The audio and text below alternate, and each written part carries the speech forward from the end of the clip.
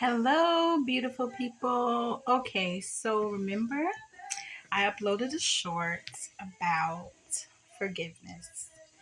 And excuse my hair, I just uploaded a video, a short on a twist out, braid out. And this is what I'm working with. So, this is how we're going to do tonight.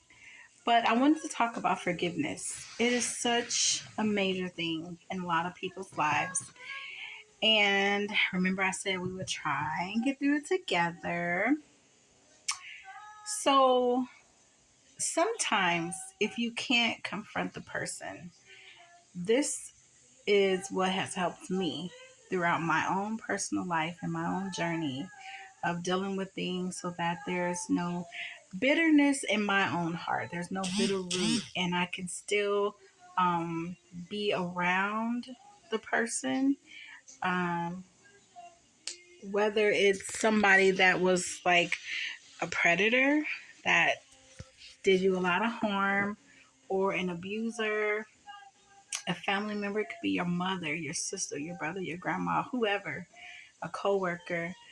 But what has helped me was, or has been, writing letters and putting things that I feel, however it comes out. Sometimes it comes out in the form of a poem.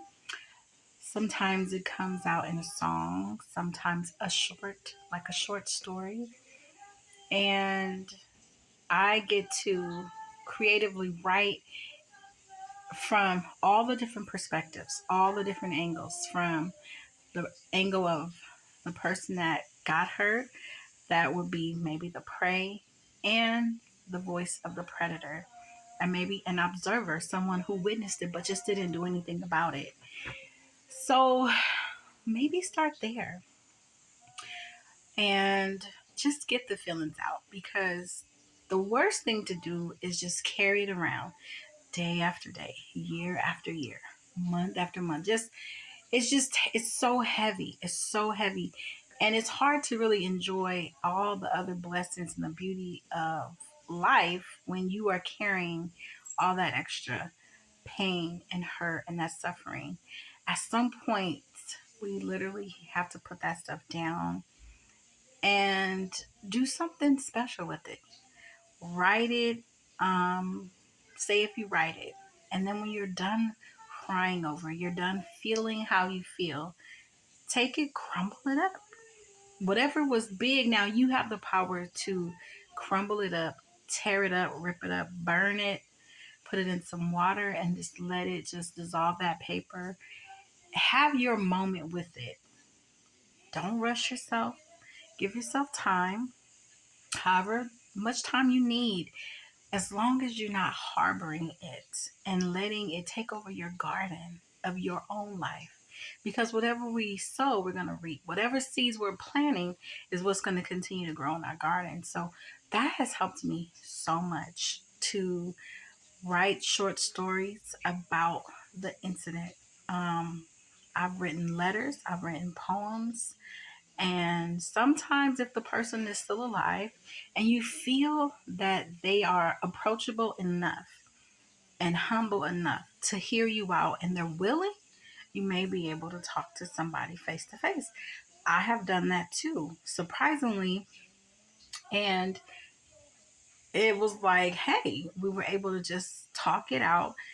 And as long as you feel safe doing that and you feel that it's not going to create a bigger situation.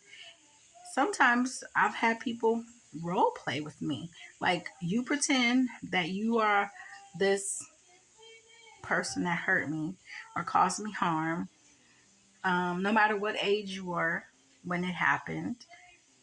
And then I speak to them in the tone and the volume, whatever, yell, scream, cry it out, however I need. If that friend or person that you have is willing to do that, that has helped me. So I just know that I was tired of carrying that stuff. So I've tried a lot of different methods, and I just wanted to share that because